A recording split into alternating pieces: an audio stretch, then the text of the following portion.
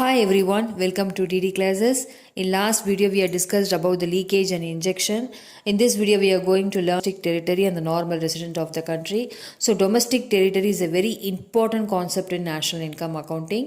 So according to the layman language, the domestic territory means the political frontiers of country.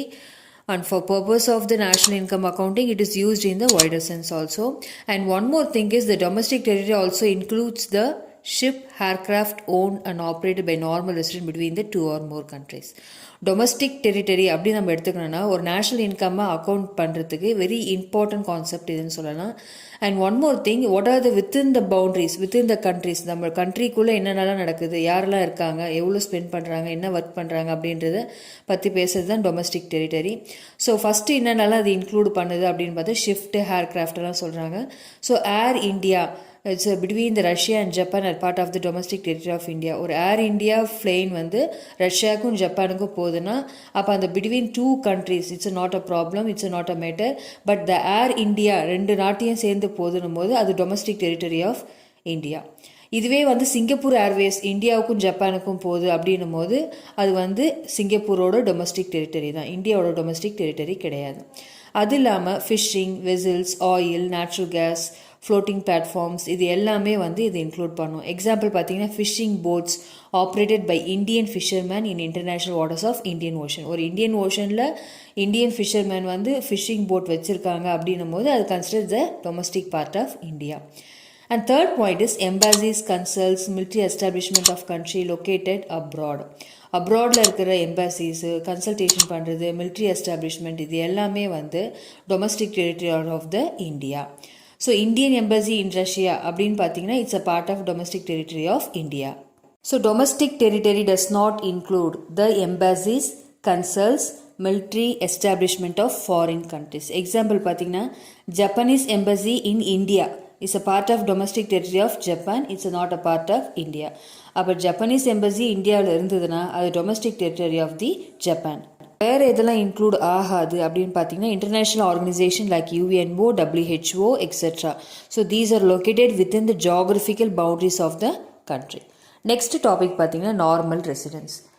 Normal resident of country refers to an individual or an institution who ordinarily resides in the country and whose center of economic interest also lies in that country. So normal residence அப்படின்னு பார்த்தீங்கன்னா ஒரு individual பர்சன்ஸோ அப்படி இல்லைன்னா இன்ஸ்டிடியூஷனோ அந்த கண்ட்ரிக்குள்ளே reside ஆகிறாங்க, அவங்களோட economic activities, அவங்க economic இன்ட்ரெஸ்ட்டும் இல்லாமல் அந்த கண்ட்ரிலே இருக்குது அப்படின்றது வந்து நார்மல் ரெசிடென்ட் ஆகும். So centre of economic interest implies the two things. One is the resident lives or is located within the domestic territory. அந்த பர்டிகுலர் பர்சன் வந்து அந்த கண்ட்ரியில் இருக்கிறாங்க, அவங்களோட லொக்கேஷனும் டொமஸ்டிக் டெரிட்டரியில் இருக்குதா அப்படின்றது ஒன்று. இன்னொன்று பார்த்தீங்கன்னா the resident carries out basic economic activities of earning, spending and accumulation from that location. அதோட எக்கனாமிக் ஆக்டிவிட்டீஸ், அவங்க சம்பாதிக்கிறதோ, அவங்க என்ன ஸ்பெண்ட் பண்ணுறாங்களோ, அவங்க என்ன ஏர்ன் பண்ணுறாங்களோ எல்லாமே வந்து அதே ரிசைடிங் கண்ட்ரியில் இருக்குதா அப்படின்றது ரெண்டு பாயிண்ட் பார்க்கணும். ஸோ எதெல்லாம் இன்க்ளூட் ஆகாது நார்மல் ரெசிடென்ட்டில் அப்படின்னு பார்த்தீங்கன்னா foreign tourist and visitor. So foreign tourist and visitor பார்க்கும்போது who visit a country for recreation, இல்லை ஹாலிடேக்கு, இல்லை medical treatment, studies, sports, conference, இதுக்கெல்லாம் வரவங்க வந்து ஆட் ஆக மாட்டாங்க நார்மல் ரெசிடென்ட்டில். And foreign staff of embassies, official diplomats and members of armed forces of foreign country and located in the given country, இவங்களும் இதில் வந்து ஆட் ஆக மாட்டாங்க நார்மல் ரெசிடென்ட். தேர்ட் பாயிண்ட் பார்த்தீங்கன்னா international organisation like UNO, WHO are not considered as a normal resident of the country in which they operate. So they are treated as a normal resident of international area. அப்போ இவங்களும் வந்து normal ரெசிடெண்ட்டாக consider பண்ண மாட்டாங்க. அவங்க normal ரெசிடெண்ட்டாக எப்போ consider பண்ணுவாங்கன்னா international ஏரியாவில் மட்டும்தான் கன்சிடர் பண்ணுவாங்க. ஃபோர்த் பாயிண்ட் பார்த்தீங்கன்னா employees of international organisation as considered as a resident of the countries to which they belong and not for the international area.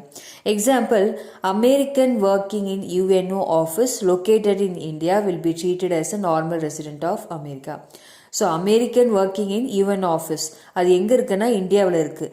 அவங்க எப்படி treat ஆவாங்கன்னா they are the normal resident of America, not for India. Travelers and seasonal workers. So these are all provided their stay is less than the 1 year. 1 yearக்கு கீழே இருந்தாங்கன்னா இவங்களாம் வந்து include ஆக மாட்டாங்க. And one more thing is American working in UN office located in India அப்படின்ற ஒரு example சொன்னதுக்கு if the employees are working for more than 1 year, so that international institution is treated as a normal resident of the India.